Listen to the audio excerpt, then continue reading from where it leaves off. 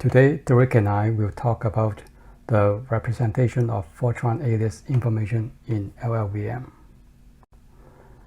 Here is the content of our talk. We will start with the background and motivation of our work, and then we will talk about the formulation of the IR representation of alias graph. Next, we will talk about using the alias scope NoAlias based representation in LLVM IR for the Fortran alias information. We will then show you some preliminary results of the representation for Fortran aliasing. Finally, we will wrap up our talk with discussing some future work. The compiler team in IBM has been participating in different activities in the LLVM project. For example, the loopopt workgroup, OpenMP, and others. We also utilize the CLAN infrastructure in our XLC and C++ compiler on Linux. Recently, the LLVM project extends to support Fortran language. The Flang project is included in the repo. The Fortran language has been around for many years. It made it into some HPC applications. Fortran is a language that is important to the HPC community. Performance is the key and also one of the advantages of this language. To achieve high performance, providing precise alias information is one of the key factors. Fortran language provides some alias rules in the standard. For example, disallowing the same variable as two actual arguments to a procedure, in which one of the corresponding arguments is accessed or modified under certain conditions. In addition, some Fortran objects are internally represented by descriptors, for example, pointers and allocatable variables.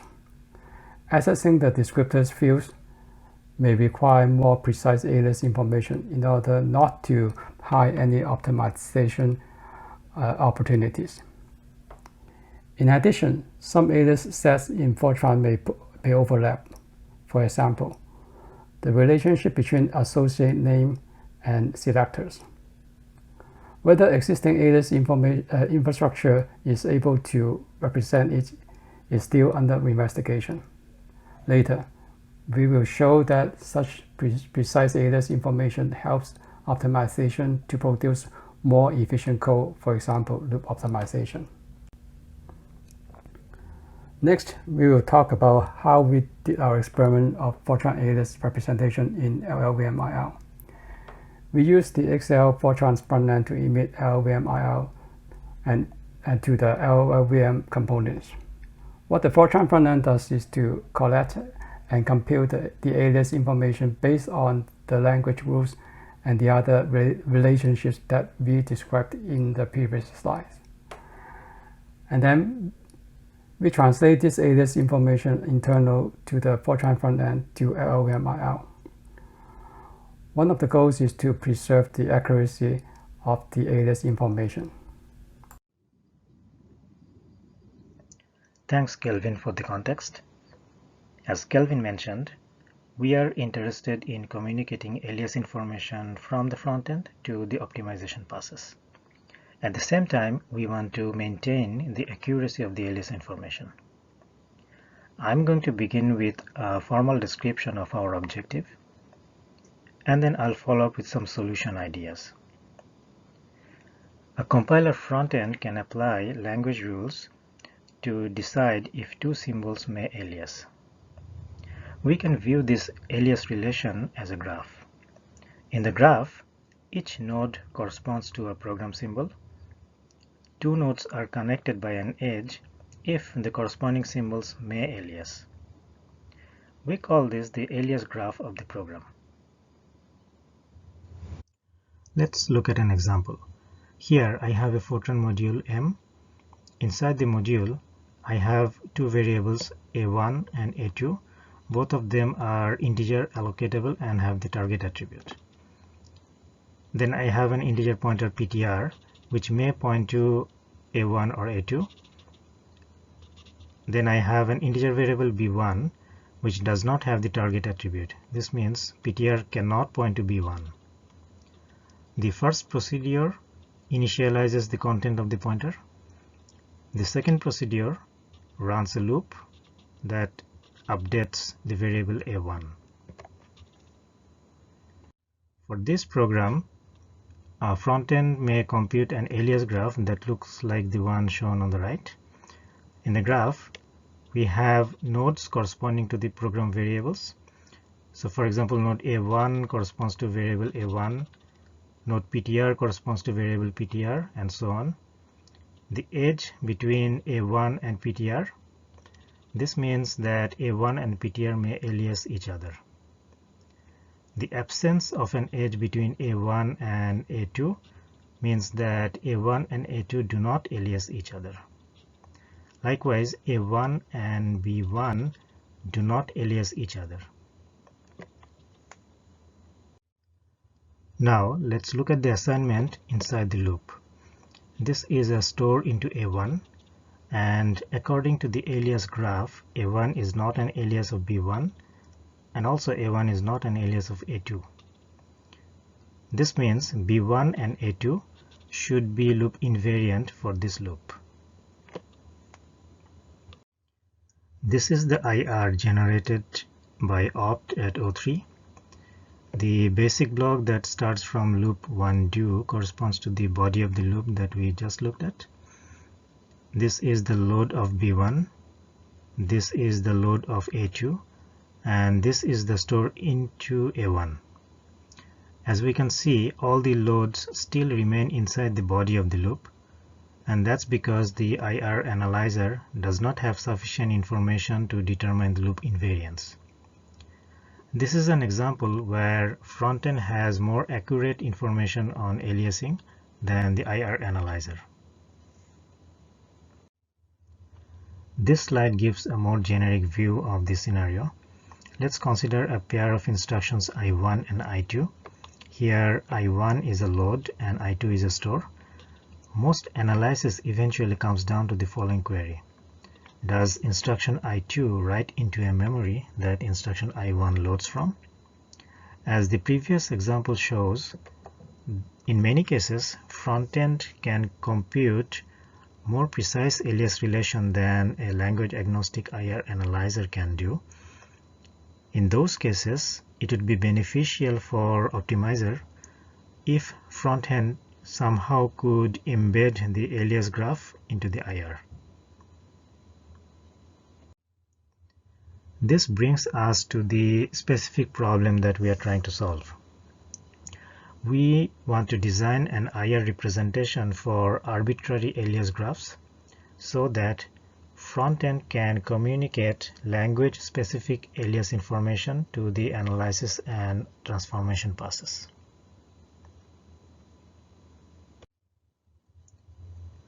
The LLVM community has been discussing this topic for some time now. We have been exploring different existing mechanisms. Today I'm going to describe two generic solution ideas. This doesn't necessarily mean that these are the only ways to solve this problem.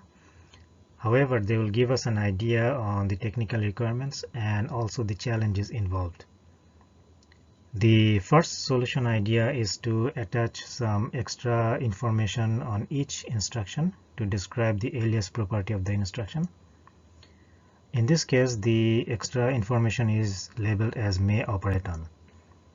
The semantic is this is a set of alias graph nodes that this instruction can access, and also any other alias graph node that may alias with the initial set of nodes. The query is same as before. Does instruction I2 write into the same memory that instruction I1 loads from? And the query is answered in the following way. The answer is may or may alias if the may operate on set of I1 and I2 intersect. Otherwise, the answer is no.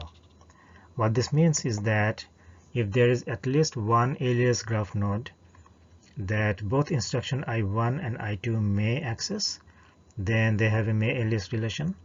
Otherwise, they have a NoAlias relation.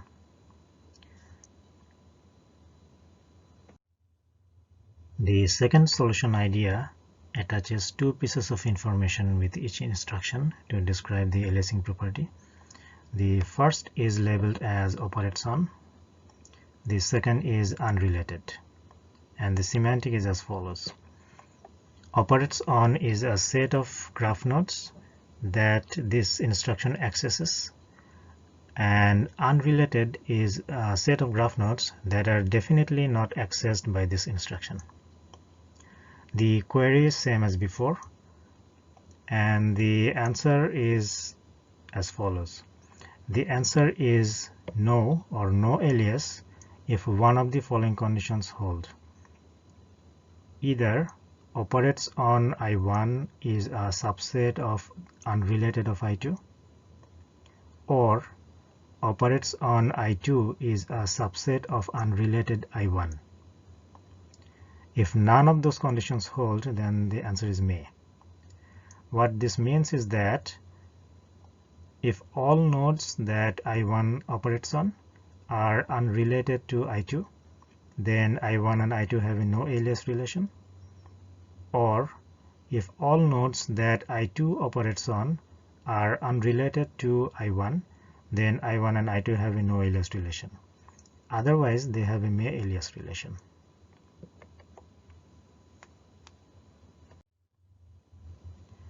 We have done some experiments to implement the second solution idea. In our experiment, we have used alias scope metadata to represent operates on and NoAlias metadata to represent unrelated with the same semantic. And the query is same as before. Does I2 write into the same memory that instruction I1 loads from? And the answer is now as follows. The answer is no or no alias if alias scope I1 is a subset of NoAlias I2, or the alias scope I2 is a subset of NoAlias I1. And the answer is may otherwise. Now this answering mechanism is already implemented by the alias query function in scoped NoAlias analyzer. What this means is that if the alias scope metadata and the NoAlias metadata represents the alias graph information correctly, then the analysis process can make use of that information with no additional change by simply invoking the alias query in the scoped NoAlias analyzer.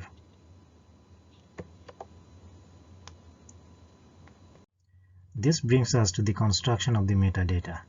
In our scheme, each node in the alias graph becomes a scope MD node in the IR. So for example, node A1 is represented by scope MD node 12. Node for pointer is represented by scope MD node 15, and so on. This forms the basis of our construction. Now let's look at the instruction for loading A2. We want to attach two pieces of information with this instruction. First, the set of nodes that are accessed by this load, and second, the set of nodes that are not related to this load. Now frontend knows that this is a load of A2, so frontend goes to the list of MD nodes, finds the one that represents A2, puts that in a set, and uses that set as the operates on information for this instruction. And frontend also knows that any symbol that is not an alias of A2 is unrelated to this load. So for that, frontend goes to the alias graph, sees that the green nodes are all no aliases of A2, and then frontend goes to the list of MD nodes, finds the MD nodes that correspond to the green nodes, put all those MD nodes into a set, and uses this set as the unrelated information for this instruction. So at the end, the metadata sets on the operates on and unrelated accurately represents the information from the alias graph. Frontend uses the same strategy to annotate all the memory instructions. At the end, the entire alias graph for our example is represented by the metadata in the bottom three boxes. The group on the left represents all the alias graph nodes. The group in the middle represents all the operates on sets or the ScopedAlias sets. And the group on the right represents all the unrelated sets or the NoAlias sets. Now let's look at the load of A2 and the store into A1. The load of A2 operates on the set 32, and the store into A1 is not related to the set 29. If we look at the set 32 and 29, we'll see that 32 is a subset of 29 because of the element 14. This allows the scoped NoAlias analyzer to determine that the load of A2 and the store into A1 are not alias to each other.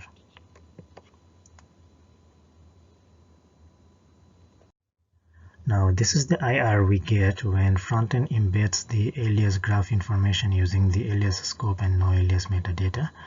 As we can see, this time analysis can determine the invariance of the loads, and therefore loop invariant code motion can move all those loads out of this loop. And in fact, in this case, opt is able to move the store out of the loop as well. Now through this example, we have seen one way to represent arbitrary alias graphs in the LLVM IR. Next, Kelvin is going to talk about different attributes of this representation scheme. Thank you, Tarique. After that, we apply the scheme on some large workloads that we are interested in and see how the alias scope NoAlias scheme affect them. First of all, we look at the runtime performance. The good news is that there is no performance degradation due to the alias info from the Fortran frontend with this scheme. For the performance improvement, it varies. It is from no improvement to 2 times speed up. The performance gain shows that the optimizer can make use of the alias scope NoAlias info from the Fortran frontend to produce more efficient code, hence better performance. However, for the workloads that cannot benefit from this alias information, it needs more investigation to see why this is such the case. We also look into other aspects of the representation to see whether this scheme is an effective one or not. We look at the expressive power, whether the mechanism can represent the alias information with necessary preciseness. We try to avoid the precise alias information generated by the front end gets lost in translation. We look at the compile time performance, whether some alias set operations like insertion, update, concatenation, intersection, and query can scale for large workloads. We look at the memory footprint as more information being generated, how this affects the IR size and the size of the in-memory representation, and whether it can scale for large workloads.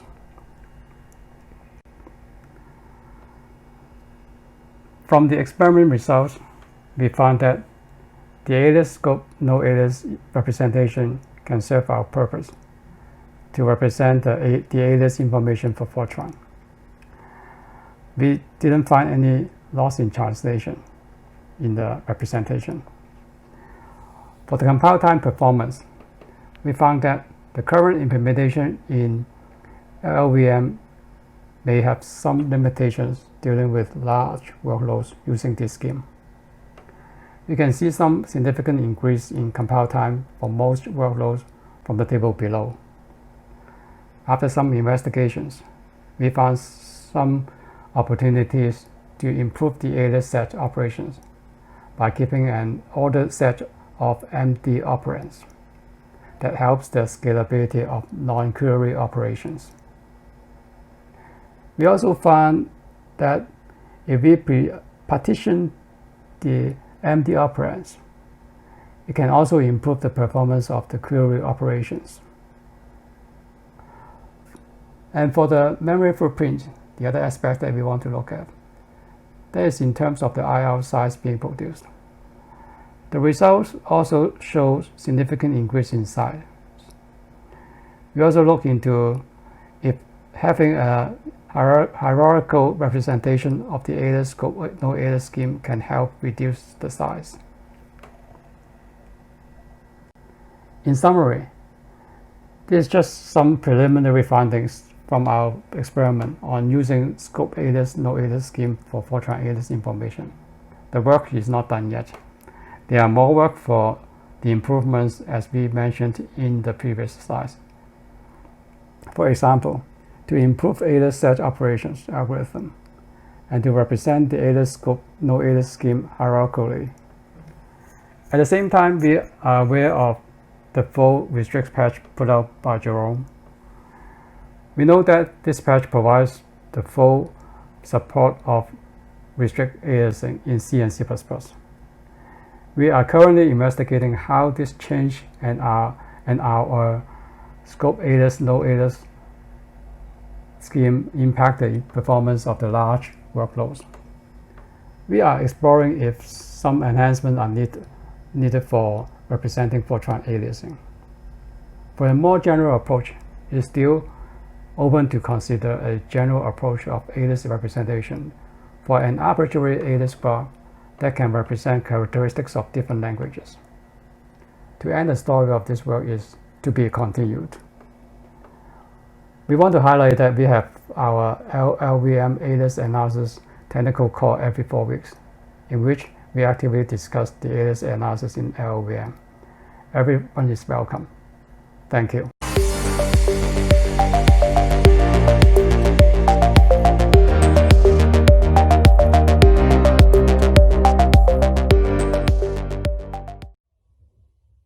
Hello and welcome to the question answer session.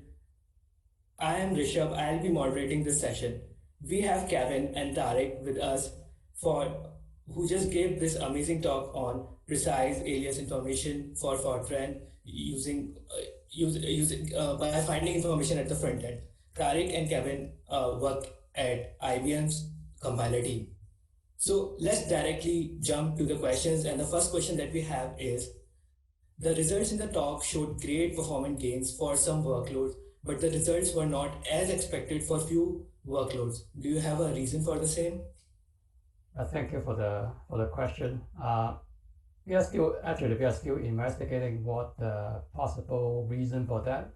Yeah, from the table we just shown that this is some of them is can have a tremendous speed up. Some of them just have no impact at all. So what we are suspecting, we are still investigating the detail of it, is that some of the optimizer parts may not be able to make use of the alias scope and NoAlias information sending from the front end. So this is still investigation is still in progress. So yeah, we are also interested to find out the reason why. Yeah. Okay. So the next question is, could you add some details on the relationship between this and full restrict patch? Tarique, can you take on that one? Sure, thanks, Kelvin. So this is actually a very good question, and at this stage we don't know a precise answer to that. It's an active discussion we are having in the LLVM Alias and NoAlias meeting that's held every 4 weeks. At this stage, there's good indication that the restrict patch work may cover the restrict parameter side of the Fortran, but Fortran also has a lot of non-restrict pointers and also other cases where the restrict concept from C99 doesn't apply directly. So that's the part we are not sure about, and we are actively exploring that part.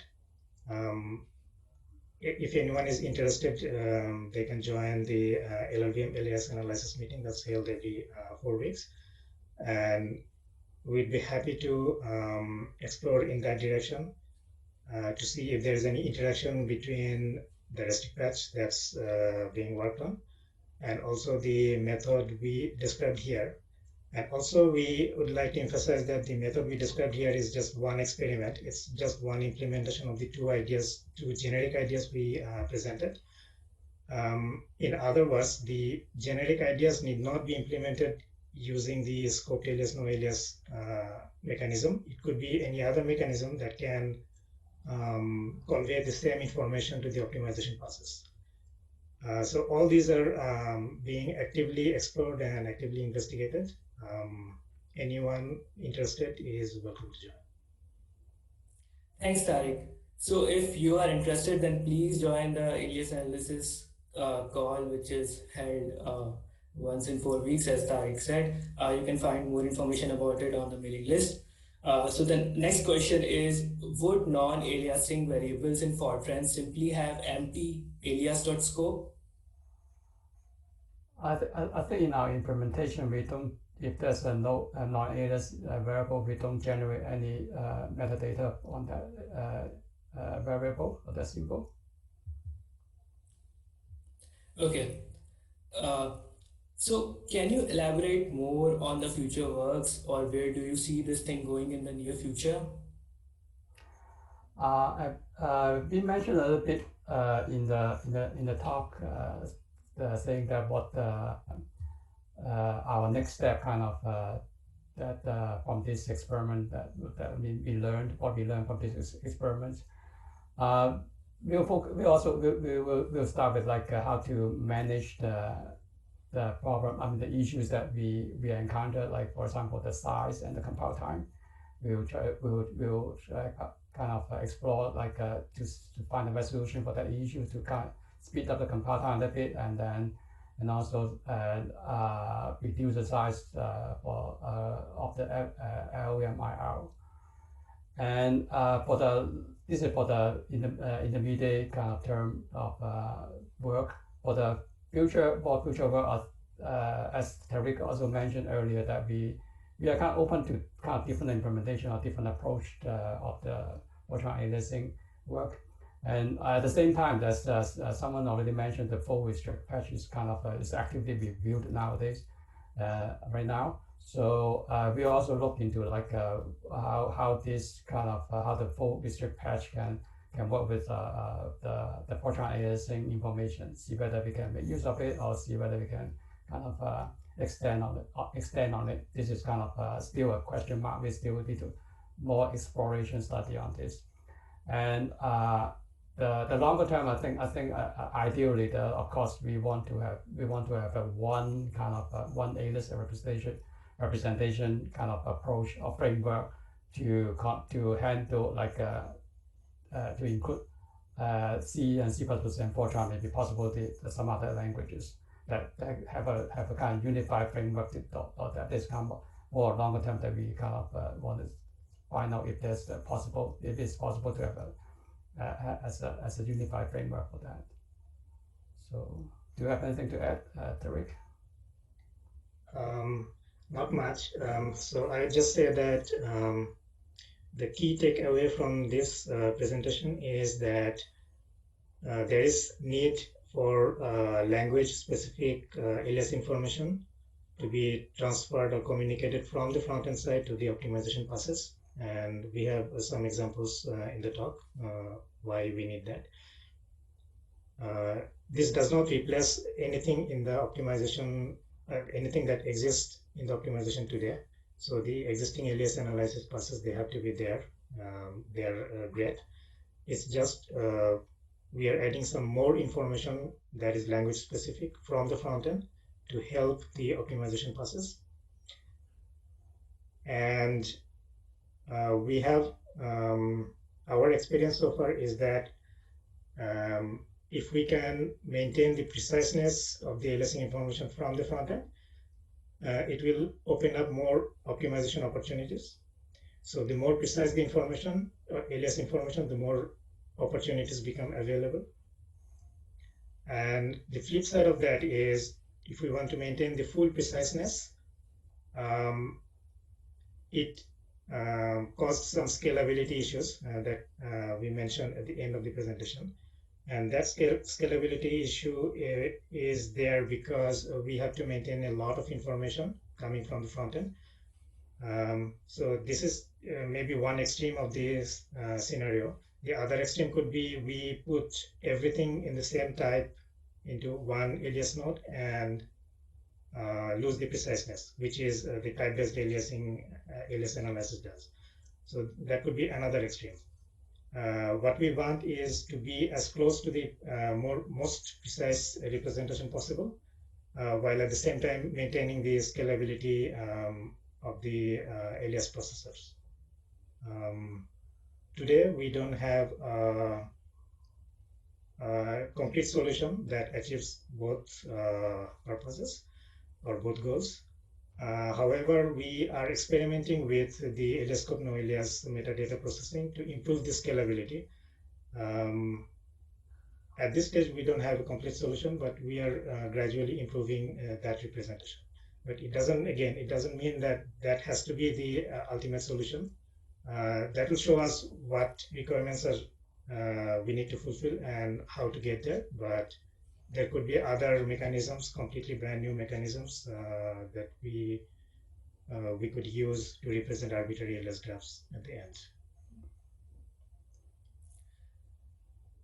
Thanks, Tarique. So, as you said that, yeah, we know that precise alias information is very important and it can impact optimization in a very positive way. So, do you think there are more opportunities in maybe in Fortran or in C++, maybe getting information from the front end, or maybe, improving bit on the optimizer passes? So, do you think there is something more that can be squeezed out of it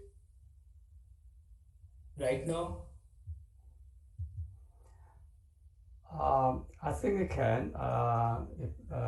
So one of the kind of simple example that Tarique showed in the presentation is that the loop, and at least at least the experiment shows that at least that illustration that illustrate that when you fit in more precise, some is relationship between the variables, and the optimizer knows how to hoist the invariant part out of the loop. I think this is what that kind of illustration is. We still think, of course, optimizer may need to kind of adjust to a certain extent to make use of that information. So this kind of part of the investigation we were trying to find out from the why some has impact, some does not have any impact. So yeah, this is what we believe that this will help the performance at the end. Yeah. Thanks, Kevin. So we'll take last question. Is it true that transformations can remove metadata when they don't know how to handle them? Would that be a blocker for option 1? Tarique? So I don't know 100% whether the alias scope NoAlias metadata exists or survives across all the passes. But generally what we have seen, they do survive all the until the end. Like when we look at the IR at the end of the opt, at the end of the opt, we do see the alias scope and NoAlias metadata. But yes, if those metadata are removed by any pass for whatever reason, then it should be functionally correct, because the answer to the alias query will be alias because there is no additional information. However, we'll lose the preciseness and we'll potentially lose the optimization opportunities. But functionally, it should be correct. Thanks, Tarique. So thank you everyone for joining in and asking great questions. Thank you, Kevin and Tarique, for the amazing talk, and we'll see you around. Thank you. Thank you. Thank you.